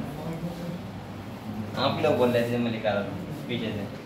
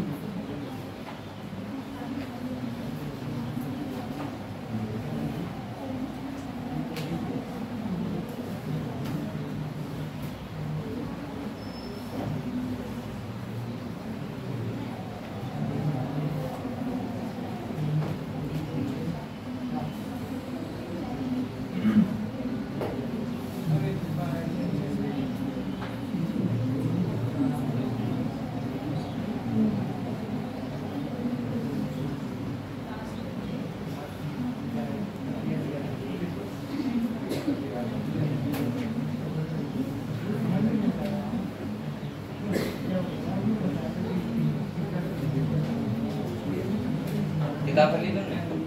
खरीद ली?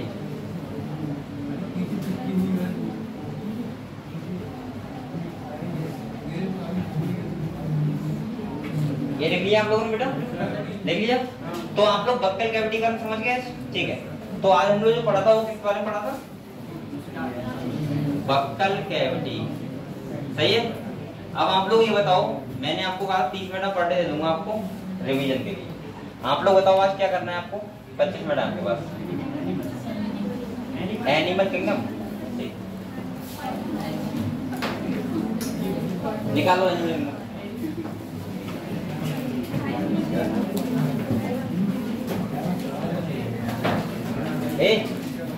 पहले आप लोग ये बताओ मुझे पॉलीफेरा से लेके ना, सबसे पहले ये बताओ बेसिस ऑफ क्लासिफिकेशन किसी को समझना है? बेसिस ऑफ क्लासिफिकेशन में वहां से 2 क्वेश्चन आएंगे, ध्यान रखना। सही है। देखो मैं एक बार फिर भी शॉर्ट आउट में रिवाइज करवा दे रहा हूँ। ठीक है। पहले आप लोग किताब खोल लो क्लास में, और किताब आप लोग निकाल के सामने रख लो एनिमल किंगडम।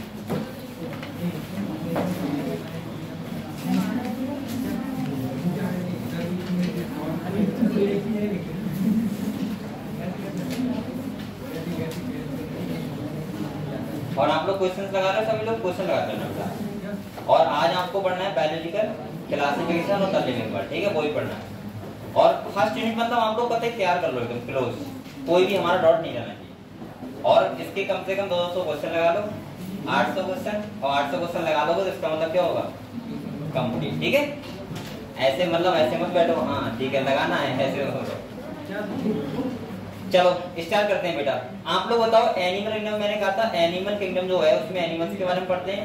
उनको 11 फाइलम में क्या किया? डिवाइड किया है, जिसमें Porifera, Coelenterata, Ctenophora, Platyhelminthes, Aschelminthes, Annelida, Arthropoda, Mollusca, Echinodermata, Hemichordata और कोरेटा। बेटा ये बोलो मत। पॉलीफेरा से लेके और आपका इकाइनोडर्म वो हेमिकोरेटा तक, इन्हें बोलते हैं नॉन कॉर्डेट। क्या बोलते हैं? और जो लास्ट फाइलम है उसे क्या बोलते हैं? कॉर्डेट। क्यों? क्योंकि उसमें नोटोगॉट प्रेजेंट होती है, इधर नोटोगॉट। क्लियर है इतना? अब पहला क्वेश्चन कि 11 फाइलम में हमने डिवाइड क्यों किया है? तो मैंने कहा था कुछ इन्होंने बेसिस लिए थे। जैसे पहला लिया था बॉडी ऑर्गेनाइजेशन, जिसमें कितने टाइप के एनिमल होते थे? 4 टाइप के। पहला था सेलुलर लेवल, दूसरा था टिश्यू लेवल, तीसरा था ऑर्गन लेवल, और चौथा होता है ऑर्गन। सेलुलर लेवल का मतलब होता है ऐसे एनिमल जिनमें टिश्यू ही ना बना हो, मतलब सेल ही होती है खाली, और सेल होती है, इसका मतलब वो कौन सा फाइलम है? पॉलीफेरा। कौन सा है? इसके बाद टिश्यू लेवल 2 फाइलम में, सीलेंट्रेट और टीनोफोल। और इसके बाद ऑर्गन लेवल एक में है प्लेटी हेलमिंथीज, और बाद में सब कैसे हैं ऑर्गन सिस्टम लेवल, यानी कि एसके हेलमिंथीज टू कॉर्डेटा तक सारे जो एनिमल्स हैं उनके पास ऑर्गन सिस्टम प्रेजेंट होता है। क्लियर हुआ ये? ठीक है। अगला तुम्हारा क्या आता है बेटा? Digestive system. मैंने कहा दो टाइप का होता है, कंप्लीट और इनकम्प्लीट। कंप्लीट का मतलब दो ओपनिंग होंगी, माउथ और एनस, और इनकम्प्लीट का मतलब एक ओपनिंग होगी खाली, क्या होगा? माउथ। क्लियर हुआ? ठीक है। इसके बाद हम आए थे सर्कुलेटरी सिस्टम पे, तो मैंने कहा दो टाइप का होता है, एक होता है क्लोज, एक होता है ओपन टाइप। क्लोज का मतलब होता है जिसमें आर्टरी वेन्स प्रेजेंट हो, और ओपन का मतलब होता है जिसमें आर्टरी वेन्स। बेटा अगर मैं देखा जाए तो मैंने आपको बताया था एक प्लेटी हेलमिंथी, इसके बाद एस्के हेलमिंथी, इसके बाद एनिलिडा। हमारा जो स्टार्ट होता है गैस्ट्रोस्टम वो होता है एनिलिडा से स्टार्ट, ठीक है। और मैंने कहा था आर्थ्रोपोडा और मोलस्का में ओपन होता है, बकाया सब में क्या होता है? क्लोज, लगभग, ठीक है। अगले अगर हम बात करें, आप लोग ऐसे याद करना, ऐसे नहीं कि हर फैलम का अलग अलग रटो, एक साथ कॉमन में याद कर लेना। इसके बाद मैंने कहा था क्या होता है? सिमेट्री। क्या होता है? सिमेट्री तीन टाइप की बताई थी, रेडियल, बाइलेटरल और एसिमेट्री। जिन बच्चों ने पढ़ा होगा उनको 20 मिनट तैयार हो जाएगा, जिसको नहीं पढ़ा है वो पढ़ते रहोगा। तीन टाइप की होती है, एसिमेट्री, रेडियल और बाइलेटरल। रेडियल का मतलब होता है कॉमन पॉइंट लो और कोई से प्लेन से गुजारो, सेंटर से होके दो इक्वल पार्ट में डिवाइड हो जाए, इसका मतलब क्या होता है? रेडियल। किसी एक प्लेन से होगा तो बाइलेटरल, और अगर किसी भी प्लेन से नहीं हो रहा है तो एसिमेट्री। बेटा एसिमेट्री खाली पता है किसमें होती है? स्पंज में। किसमें होती है? दूसरा बताओ किसमें होती है? एसिमेट्री।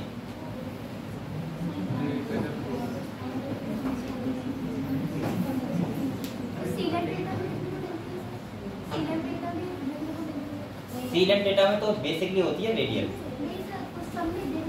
ऐसे तुम्हें एक्सेसर मिल जाएगा, समझ लो, छोड़ो। स्पंज में तो होती है सिमेट्री, ठीक है। अच्छा रेडियल जो मैंने बताया था वो किसमें होती है? ये पहला होती है सीलेंट्रेट, दूसरा टीनोफोर, और तीसरा इकाइनोडर्मिटा की स्टार्च में।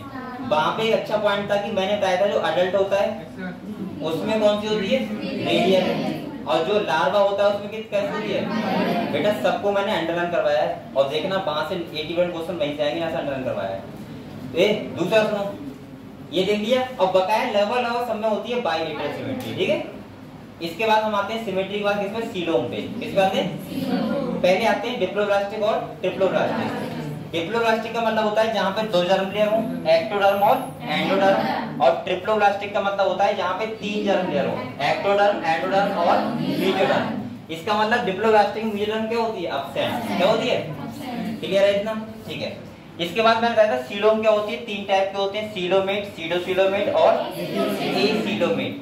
बेटा सीलोमेट का मतलब होता है जिसके पास ट्रू कैविटी प्रेजेंट हो, और वो लाइन किससे हो? मेसोडर्म से, ठीक है, उसे बोलते हैं सीलोमेट।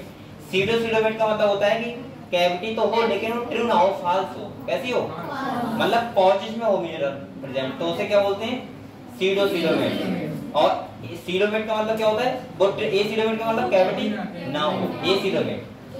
अब यहाँ पे बात सुनो, प्लेटी हेलमिंथीज खाली होते हैं एसीलोमेट। कैसे होते हैं? एस्के हेलमिंथीज होते हैं सीडोसीलोमेट, और बकाया सारे होते हैं सीलोमेट। बस एक ही बार में याद कर लो।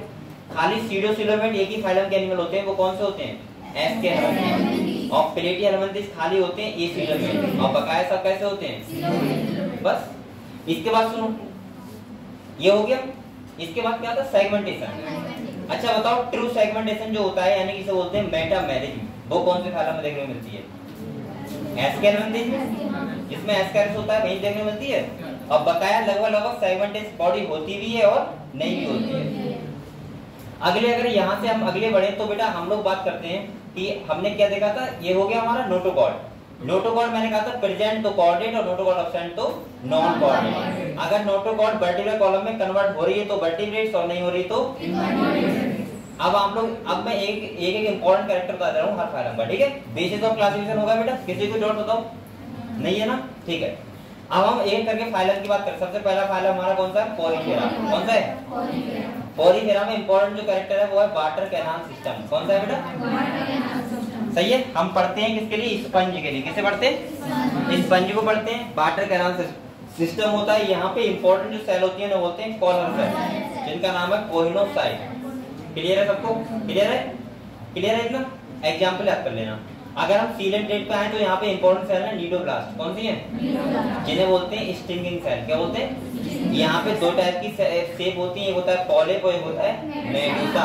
मैंने कहा था पॉलिप जो होता है सिलेंड्रिकल होता है, मेडुसा होता है अम्ब्रेला शेप। पॉलिप जो होते हैं वो सिसाइल होते हैं और मेडुसा कैसे होते हैं? Three shape. मैंने कहा था ओवेलिया एक ऐसा एग्जाम्पल है जहाँ पे जो दोनों शेप रखता है, पॉलिप और मेडुसा। पॉलिप की अगर एग्जांपल की बात करोगे तो वहां पे हाइड्रा और एडम्सिया आएगा, और अगर उसकी बात करोगे मेडुसा की तो वहां आ जाएगा जेलीफिश, जिसे बोलते हैं ऑरेलिया। क्या बोलते हैं बेटा? इसके बाद मैंने कहा था जो ओविलिया होता है वो दोनों से रखता है, पॉलिप से मेडुसा, मेडुसा से पॉलिप से मेडुसा बनेगा तो कौन सा रिप्रोडक्शन करेगा? एसेक्सुअल। और मेडुसा से पॉलिप बनेगा तो इस क्रॉस को बोलते हैं अल्टरनेशन ऑफ जनरेशन, ये बोलते हैं मेटा। हो गया क्लियर? हो गया, ठीक है। अब इसका एग्जांपल देख लेना। आ जाओ टीनोफोर्स पे। टीनोफोर्स पे इन्हें बोलते हैं सी वॉलनट। क्या बोलते हैं बेटा? मैंने कहा था यहाँ पे एग्जांपल जो होता है वो होता है प्लेरोब्रैकिया। रेडियल सिमेट्री होती है, 8 कॉम प्लेट होती हैं जो हेल्प करती हैं लोकोमोशन में। किसमें हेल्प करती हैं? और इसके बाद यहाँ पे एक इंपॉर्टेंट कैरेक्टर लाइट इमिट, जिसे बोलते हैं बायोल्यूमिनेसेंस। क्लियर? एग्जांपल प्लेरोब्रैकिया, दूसरा है टीनोप्लाज्म। बस हो गया। तुम लोग पता नहीं कैसे पढ़ते हो, इतनी जल्दी रिवीजन हो रहा है। इसके बाद टीनोफोरा के बाद क्या आता है बेटा? प्लेटिहेल्मिन्थ, जिन्हें बोलते हैं फ्लैट बॉम्ब। क्या बोलते हैं? यहाँ से एक कैरेक्टर स्टार्ट होता है, इसका नाम होता है क्या? Organ level. क्या होता है? और बेटा यहाँ पे होते हैं फ्लैट। कैसे होते हैं? फ्लैट। इनके पास डाइजेस्टिव सिस्टम एब्सेंट होता है क्योंकि एंडोपैरासाइट होते हैं। इनके पास हुक्स एंड सकर प्रेजेंट होते हैं। यहाँ पे इंपॉर्टेंट जो है वो एक्सक्रीशन के लिए सेल होती है, बोलते हैं फ्लेम सेल। क्या बोलते हैं? कंप्लीट। यहाँ बस इतना ही है। अगले आ जाओ किसके पास? एस्केलेंथीज। एस्केलेंथीज में क्या होता है? मेल एस्केलिस छोटा होता है कंपेयर टू फीमेल एस्केलिस। पता है आप लोगों को यहाँ पे? ठीक है। एस्केलिस के पास बेटा सबसे इंपॉर्टेंट जो है वो है सीडोसिलोमेट। ये कैसे होते हैं? सीडोसिलोमेट होते हैं, यानी कि एस्केलेंथीज का मैं पढ़ रहा हूँ ना। हाँ चाहिए एस्केलेंथीज। सीडोसिलोमेट होते हैं। दूसरा इनका बॉडी प्लान होता है ट्यूब विद इन ट्यूब, मतलब ट्यूब के अंदर ट्यूब, क्योंकि सीधी एलिमेंट्री कैनाल होती है।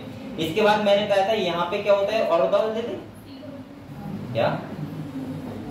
हाँ ये कैरेक्टर तो है और क्या है यहाँ पे? सही है।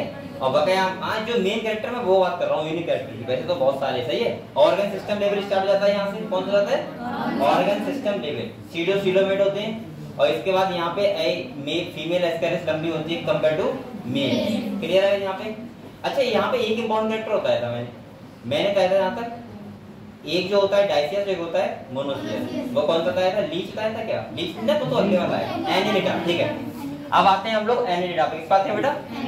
एनिलिडा मैंने कहा था यहाँ पे ऑर्गन सिस्टम लेवल होता है, ट्रिप्लोब्लास्टिक होते हैं, सब कुछ होता है। और यहाँ पे बेटा ट्रू वेस्कुलर सिस्टम मतलब ब्लड वेस्कुलर सिस्टम देखने को मिलता है, जो होता है क्लोज टाइप का। कैसे टाइप का होता है? Important character. इसके बाद यहाँ पे मैंने कहा था जो एक्सक्रीशन के लिए होते हैं वो होते हैं नेफ्रिडिया। क्या होते हैं? ये आपको ध्यान रखना है। इसके बाद यहाँ पे सेगमेंटेशन बॉडी होती है, यानी कि मेटामरीन देखने को मिलती है। और यहाँ पे आता है लीच वगैरह आता है, हेरोटिनेरिया, ये सब तो आते हैं। सही है। और यहाँ पे ध्यान रखना है बेटा डाइसियस कौन है, मोनोसियस कौन है, सबसे इंपॉर्टेंट कैरेक्टर यहाँ पे। ये क्वेश्चन जो बता रहा हूँ कैरेक्टर यहीं से क्वेश्चन आएंगे, सब ध्यान रखना। इसीलिए अभी भी ना लिखे हो तो अंडरलाइन करते रहो उसको। ये हो गया। इसके बाद इसका एग्जाम्पल पढ़ लेना बस। अब हमारा अगले आता है आर्थ्रोपोड्स। क्या आता है? सब लोग इंसेक्ट के बारे में जानते हो। आर्थो का मतलब क्या होता है? जॉइंटेड। और पोडा मतलब क्या होता है? अपेंडेज। जॉइंटेड पैर होते हैं। इंसेक्ट में ओपन सर्कुलेटरी सिस्टम होता है। इनके पास श्वसन के लिए क्या होते हैं बेटा? बुक लंग्स होते हैं, ग्रीन ग्लैंड होती है, ये सब होता है। इसके बाद एस्पिरेशन के लिए क्या होता है? Malpighian tubules. क्लियर है इतना? तो ये सब क्लियर। इंसेक्ट के बारे में सबको आपको पता होगा। अगले आ जाओ किसके पास? मोलस्का। मोलस्का में होता है, हमने सबसे इंपॉर्टेंट बताया था मेंटल कैविटी। क्या होती है? जो आपको पता होगा एक विसरल हम्प होता है, उसके ऊपर लेयर होती है कौन सी? मेंटल। और बीच की कैविटी को बोलते हैं मेंटल। इंपॉर्टेंट यही है यहाँ पे। और क्या है? हाँ मोलस्का सेकंड लार्जेस्ट फाइलम होता है और आर्थ्रोपोडा लार्जेस्ट फाइलम होता है। ठीक है। और बेटा यहाँ पे ऑक्टोपस हो गया, पाइला, ये सब आते हैं। एग्जाम्पल में बार बार कह रहा हूँ, रट देना घर पे बैठ के। एक साइंटिफिक नेम भी और वैसे नाम भी, दोनों बता रहा हूँ, एक नहीं दोनों। ठीक है। लोकल नेम भी और साइंटिफिक नेम भी। इसके बाद अगर हम अगली बात करें तो कौन सा बेटा आता है हमारा? इकाइनोडर्मेटा, जहाँ पे हम पढ़ते हैं स्टारफिश। क्या पढ़ते हैं? यहाँ पे स्पाइनी बॉडी होती है। सबसे important character water vascular system. यहाँ वाटर वेस्कुलर होता है, वहां क्या था? Water canal system. यहाँ कार्डियोवैस्कुलर सिस्टम का मतलब होता है उससे हेल्प मिलती है उसको लोकोमोशन में। किसमें हेल्प मिलती है? लोकोमोशन में हेल्प मिलती है। इसका माउथ लोअर साइड में होता है, सही है। ये सब ध्यान रखने आपको। आपको पता है 5 आर्म होती है, स्पाइनी बॉडी होती है, कांटेदार बॉडी होती है, बस यही सब है। यहाँ इंपॉर्टेंट कैरेक्टर क्या है? अडल्ट जो होता है उसमें रेडियल सिमेट्री और लार्वा होता है उसमें बाइलेटरल सिमेट्री। बस एस्पिरेटरी सिस्टम एब्सेंट होता है, वो पानी के द्वारा होता है। ठीक है। इसके बाद आते हैं हम लोग किस पे? हेमिकॉर्डेटा। किस पे आते हैं? हेमिकॉर्डेटा को हम बोलते हैं कनेक्टिंग लिंक बिटवीन कॉर्डेट्स और नॉन कॉर्डेट्स। ठीक है। दूसरा इसके पास एक स्ट्रक्चर होता है, इसे बोलते हैं स्टोमोफॉर्ड। वो कैसा होता है? नोटोकॉर्ड की तरह। यहाँ पे एस्क्रीशन के लिए होती है प्रोबोसिस ग्लैंड। और आप लोग एग्जांपल देख लो, बकाया आप कहोगे हेमिकॉर्ड। अच्छा, 3 एक्सक्लूसिवली ए मैरीन एनिमल्स हैं। कौन कौन से? टीनोफोरा, एकाइडर्मेटा और हेमिकॉर्डेटा। आप लोग अब भी बताओ किसी को हेमिकॉर्डेटा का कोई डाउट हो? है कोई डाउट? नहीं है ना? ठीक है, अब अगले बढ़ते हैं। अब हमारा टॉपिक है वो कौन सा है? कॉर्डेटा। कौन सा है बेटा? आप लोग ऐसे ही हर एक टॉपिक का एकदम किताब अपने माइंड में छाप लो। और ज्यादा आप लोग भगवान बनने की कोशिश मत करो, इंसानी बन के रहो। इंसान का मतलब है कि अब आपको बताया गया है 4 चैप्टर पढ़ो, बस 4 ही पढ़ो। जिंदगी में मैं तो पहाड़ तोड़ दूंगा एक ही दिन में। अभी आपको 6 दिन मिल रहा है, आप आराम से पढ़ो बिल्कुल 4 चैप्टर को लाइन टू लाइन। ऐसे तैयार नहीं होता कि आप सोचो मैं एक दिन में, जिस दिन टेस्ट होगा मैं तो उसी दिन पढ़ूंगा और उसी दिन 4 चैप्टर का पढ़ के और मैं यहाँ पे आके सब क्वेश्चन कर दूंगा। ऐसा कुछ नहीं होता है। आप लोगों को बेटा प्रॉपर एक ही लाइन करके तैयारी करनी होगी बैठ के, और फिर उसके 200 क्वेश्चन लगाने होंगे हर चैप्टर के। ये काम कोई आसान थोड़ा ना होता है। आपको फिजिक्स भी पढ़नी है, केमिस्ट्री भी पढ़नी है, तो आप लोग कभी अभी से लग जाओ। और अपना 5 दिन ऐसा दो जैसे नीट का पेपर है मेरा शनिवार को। और ध्यान रखना टेस्ट को ऐसे देने आओ जैसे नीट का पेपर देने आ रहे हो। जितने तुम्हारे टेस्ट में नंबर आएंगे, ध्यान रखना फाइनल उतने नीट में आएंगे, ज्यादा नहीं आएंगे ना कम आएंगे। अगर आपके टेस्ट पेपर में 200 नंबर आ रहे हैं तो कोशिश करना कि 200 ही रहेंगे आपकी नीट में, क्योंकि बेटा मेहनत तो उतनी करोगे आप लोग जितनी कर रहे हो। अभी तो और 4 चैप्टर है, फिर पूरी किताब आएगी एक साथ। वहां पे प्रेशर भी होता है, यहाँ प्रेशर भी नहीं कुछ। तो कोशिश करना हर बच्चे के यहाँ पे 500 प्लस नंबर ही आए टेस्ट में, जिससे आपके नीट में 600 नंबर आ सके और आप लोग डॉक्टर, जिससे डॉक्टर बनना है उसकी बात कर रहा हूँ। ठीक है। यहाँ पे बहुत बच्चे कहेंगे हम तो कंपाउंडर बनेंगे, बताओ क्या। और बेटा अगर कंपाउंडर बनना है तो क्या फायदा फिर पढ़ने का है?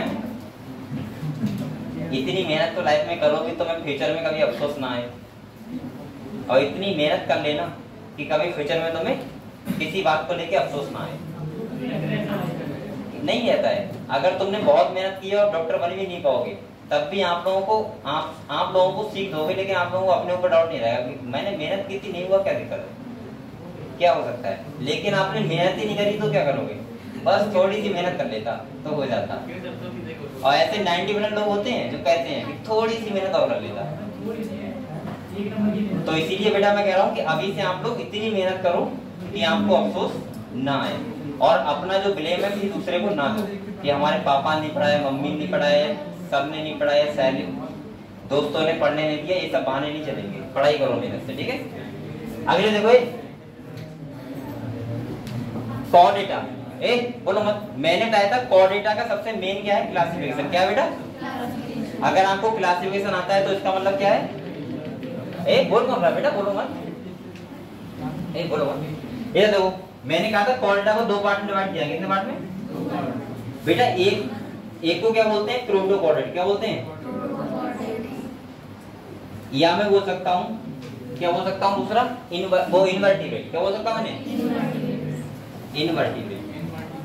क्योंकि इनके किसी के पास क्या नहीं होती है? वर्टिब्रम कॉलम, वर्टिब्रल कॉलम नहीं होती है। और ये इन्हें क्या बोलता हूँ? वर्टिब्रेट। क्या बोलता हूँ? वर्टिब्रेटा। अच्छा, किताब ने आपने ऐसे दिया है कि 3 सब फाइलम में डिवाइड किया है। पहला कौन सा है बेटा? यूरोकॉर्डेटा। और दूसरा कौन सा है? सिफेलोकॉर्डेटा। और तीसरा उन्होंने बताया क्या? वर्टिब्रेटा। ठीक है, लेकिन मैंने ऐसे बता दिया तब भी कोई दिक्कत नहीं है। ठीक है। इसके बाद वर्टिब्रेटा को हमने 2 पार्ट में डिवाइड किया है। कितने पार्ट में बेटा? ये कौन सा है तुम्हारा? एजिनाथा। और दूसरा जिनेथोस्टोमेटा। ये आपको पता होना चाहिए, इंपॉर्टेंट है। इसका मतलब यहाँ पे कौन सा क्लास है बेटा? साइक्लोस्टोमेटा। और यहाँ पे इसको फिर से दो पार्ट में डिवाइड किया है। किसमें बेटा? पाइसिस और टेट्रापोडा।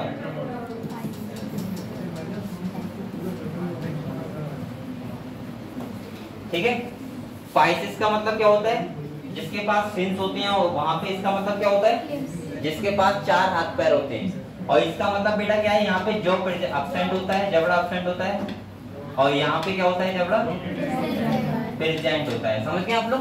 इसके बाद यहाँ पे दो क्लास है, एक का नाम है कॉन्ट्रिस्टाइस, क्या है बेटा? और एक का नाम है ऑस्टिस्टाइस। और अगर यहाँ पे हम लोग बात करें तो 4 क्लास पढ़ेंगे, एप्स, मैमल्स, रेप्टाइल्स, एम्फीबियंस। समझ गए आप लोग? ये तुम्हारा क्या है? एक कॉर्डेटा का क्लासिफिकेशन है, जिसमें हम लोगों को कौन कौन सा पढ़ना है? यूरोकॉर्डेटा के बारे में, सेफेलो के बारे में, साइक्लोस्टोमेटा के बारे में, कॉन्डिस्टाइस, ऑस्टिस्टाइस और ये 4 क्लास के बारे में। सही है। अगर मैं इनका इंपॉर्टेंट कैरेक्टर की बात करूं, देखो एक करके बता रहा हूं। अगर यूरोकॉर्डेटा की बात करूं तो मैंने कहा था इनके एनिमल्स में जो नोटोकॉर्ड होती है, बटे कॉलम तो होती नहीं है, तभी तो बोल रहे हैं इनवर्टिब्रेट, लेकिन नोटोकॉर्ड भी होती है, वो लार्वा की टेल में होती है खाली, और उसके बाद अब्सेंट। सही है। यहाँ पे जो नोटोकॉर्ड होती है वो पूरी लाइफ टाइम सरवाइव करती है। बस ये दो कैरेक्टर हैं यहाँ पे। एग्जाम्पल याद कर लो। पहला क्या है बेटा? यहाँ पे ये होते तो मैरिन है ना, कैसे होंगे? मैरिन होंगे। पहला कैरेक्टर इसका ये है कि इसकी नोटोकॉर्ड लाइफ टाइम नहीं रहती, खाली लार्वा में होती है, लार्वा की टेल रीजन में। और यहाँ का इंपॉर्टेंट कैरेक्टर क्या है बेटा? नोटोकॉर्ड होती है, लाइफ टाइम रहती है, लेकिन बटे कॉलम में सर्वाइव नहीं करती है। समझ गए आप लोग? इसके एग्जाम्पल याद कर लो। यहाँ का मैंने इंपॉर्टेंट कैरेक्टर जो बताया था साइक्लोस्टोमेटा का, वो बताया था ये एक्टोपैरासाइट होती है। पहली बार बड़ी बड़ी मछलियों के ऊपर घूमते हैं आराम से रह के। दूसरा बताया था इनका माउथ कैसा होता है बेटा? सर्कुलर होता है। तीसरा मैंने बताया था साइक्लोस्टोमेटा का जो सबसे इंपॉर्टेंट कैरेक्टर था वो ये था कि ये स्पॉनिंग करने फ्रेश वाटर में आते हैं। कहाँ आते हैं? मतलब ये रहते मैरीन में, लेकिन स्पॉनिंग करने कहाँ आते हैं? फ्रेश वाटर में। और फ्रेश वाटर में स्पॉनिंग करने के बाद ये मर जाते हैं, और इसके बाद इनके बच्चे अडल्ट में कन्वर्ट होकर फिर से कहाँ चले जाते हैं? ओशियन, मतलब समुद्र में लौट जाते हैं। बताओ विचारों का कितना क्या क्या है ये कितने क्या लिखा है बच्चों ने? लिखा किसने पढ़ाया है? ये रेटिंग अच्छा है। देखो तुम कहते हो मेरे करो, ये बढ़िया है। अरे ये चल क्या रहा है? देखो ये अलग ही लग रहा है, अलग लग रहा है। अब ये देखो क्या आ गया? नहीं तारीफ मत करो बढ़िया। अरे ये फिर बोल गया, इधर आ जाओ, हम लोग यही करते। ठीक है, तो मैं आपको ये बता रहा था बेटा, ये कॉर्डेटा का क्या है? पूरा क्लासिफिकेशन है। ठीक है। साइक्लोस्टोमेटा का इंपॉर्टेंट कैरेक्टर क्या है? स्पॉनिंग करने कहाँ आते हैं? फ्रेश वाटर में। ठीक है। और उसके बाद ये मर जाते हैं, उसके बाद इनके बच्चे आफ्टर मेटामॉर्फोसिस। मेटामॉर्फोसिस का मतलब क्या होता है? लार्वा का अडल्ट में कन्वर्ट होना। सही है। ठीक है, तो ये हो गया। इसके बाद जैसे हुए कॉन्ट्रिस्टाइस, ऑस्टिस्टाइस में दोनों फिशेस आती है। क्या आती है बेटा? फिशेस, यानी कि एक में आता है कार्टिलेजिनस फिश और एक में आता है बोनी फिश। मैंने कहा था कार्टिलेजिनस फिश मैरीन होती हैं, हमेशा कहाँ रहती हैं? समुद्र में रहती हैं। और ये वाली जो फिश होती है, ये बोनी फिश फ्रेश और मैरीन दोनों होती है। यानी कि आप लोग खाते हो ये वाली होती है। तो ये जो खाते हैं भूरे वगैरह क्या खाते हो? बजरिया कौन खाता है? अरे आप लोग मछली नहीं खाते हो? कितने बच्चे यहाँ नहीं खाते हैं?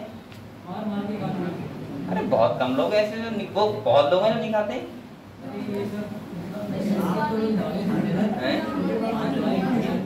अच्छा कुछ यहाँ पे ऐसी भी होगी चुपके से खा लेता हूँ मैं तो चुपके वाला शाकाहारी हूँ, लेकिन मछली नहीं खाता रात में। वैसे तो मैं चुपके से खा लेता हूँ। नहीं ए अब बोलो मत बेटा। और बकाया मिल रहा है, काफी लोग खा लेते होंगे यहाँ पे। हाँ खाना चाहिए, कोई दिक्कत नहीं। मैं तो कहूँगा, मैं सपोर्ट भी करूंगा जो लोग खाते हैं, कोई दिक्कत नहीं उसमें, क्योंकि बेटा ये भी एक टाइप का फूड होता है। क्या होता है? फूड। फूड क्यों होता है? अगर आप लोग ऐसे कर रहे हैं तो आप लोग चाइना में रहते तो क्या करते हैं?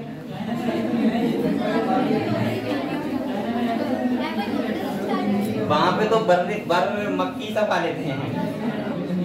और वहां पे चूहा होता है, चूहा हो गया, मेढक हो गया, छिपकली हो गया, उनकी पूंछों को चाउमीन कर खाते हैं। अरे बहुत अच्छा लगता है बेटा।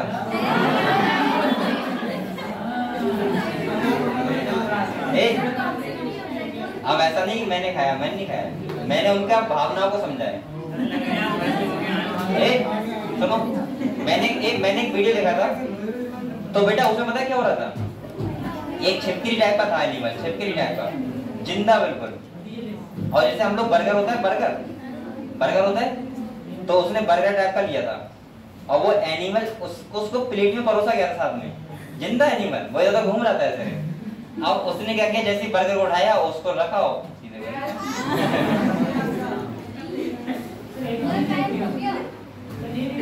अभी नहीं हुआ है। चलो एक कॉन्डिस्टाइज, अभी रुक जाओ, पहले बात हो जाने दो पूरी।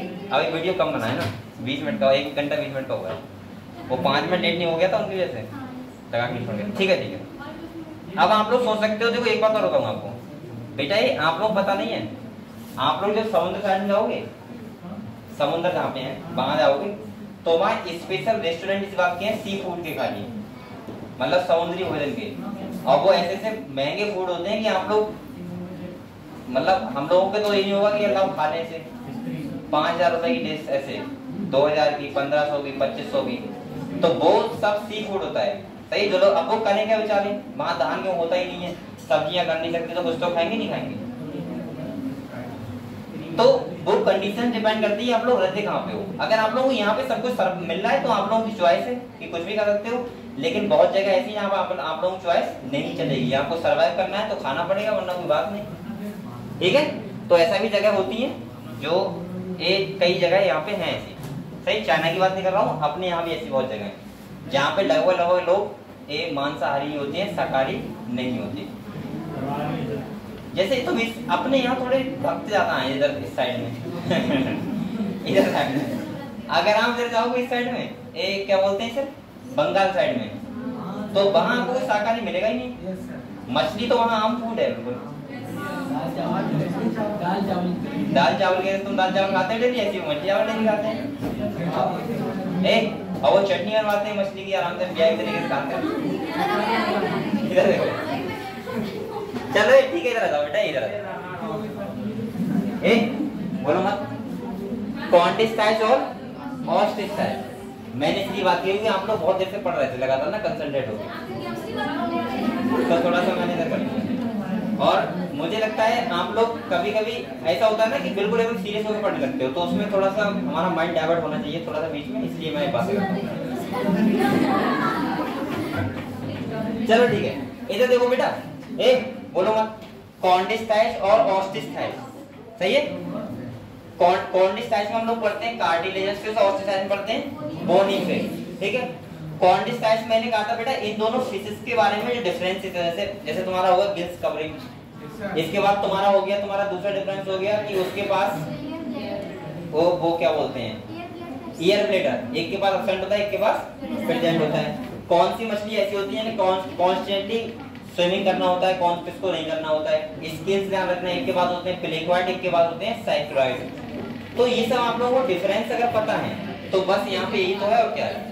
और ये इन चारों में तो आपको कैरेक्टर का पता ही नहीं सबके। एम्फीबियंस कौन होते हैं, एम्फीबियंस का मतलब होता है जो वाटर में और टेरेस में दोनों में रहते हैं।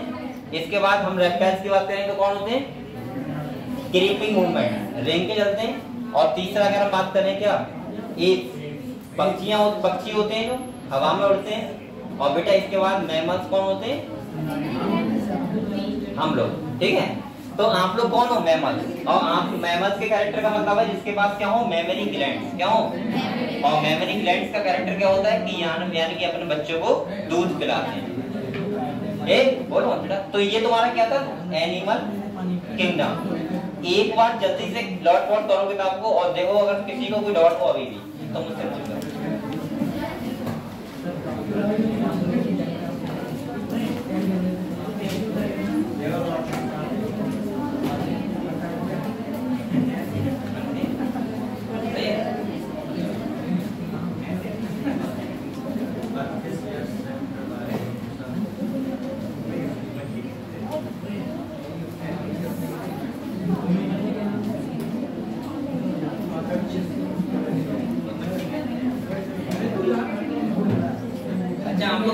रखते हो, ए बात सुनो पहले मेरी, आप लोग फास्ट रखते हो, फास्ट आप लोग रखते हो, व्रत रखते हो, हिंदी में बोलते हैं व्रत। आपने कभी मौन व्रत का नाम सुना है? सुना है?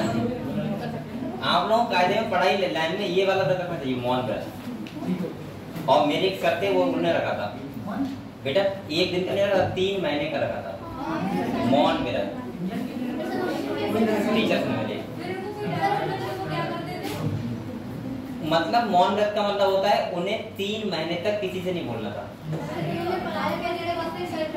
बेटा। वो मेरे सर रहे थे लेकिन मैं उनसे वैसे बात थी मेरी, तो मैं उनको देखने गया था, मैंने देखा ऐसे बैठे बैठे, मैंने उनसे बात करी, नमस्ते सर, उन्होंने ऐसे किया, मैंने कहा सर ये तो बहुत अच्छा है, मैं भी भजन वगैरह करके देखूंगा। हाँ ऐसे कर दिया उन्होंने, तो मैंने कहा अच्छा चलता हूँ यहाँ से, बोले यहाँ जाओ। ए दूसरी बात सुनो, मौन व्रत का मतलब होता है बेटा, आप लोगों को पता नहीं है बात, आप लोगों को अभी अगर आप बहुत अच्छे से पढ़ाई कर रहे हो, बहुत अच्छे से, तो आप लोग कोशिश किया करो कि 7 दिन में आप लोग 24 घंटे नहीं रह सकते, लेकिन 7 घंटे का प्रयास किया करो, मैं किसी से भी ना बोलूं, साइलेंट रहूं।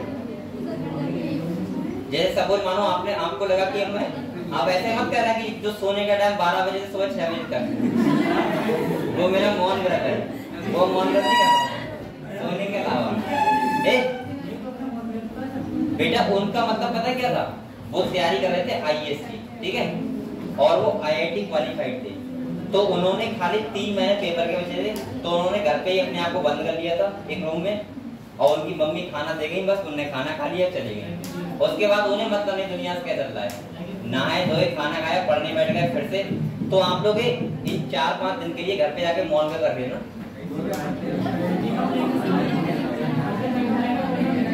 तुम्हारे घर वाले जगह के पागल हो गया है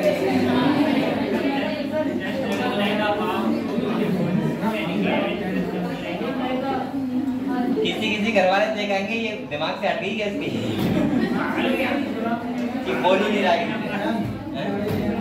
चलो बेटा, लेकिन आप लोग प्रयास करना कि 4-5 दिन आप लोग बहुत मेहनत से पढ़ेंगे, 4-5 दिन ही मैं तो कहूँगा नीट पेपर तक, लेकिन अभी आप थोड़ा ज्यादा फोकस करना, ठीक है, इन 3-4 चैप्टर पे, और जिससे आप लोग पूरा करते फुल तैयार करते हो अच्छे से, ठीक है, कर लेते हैं, ठीक है।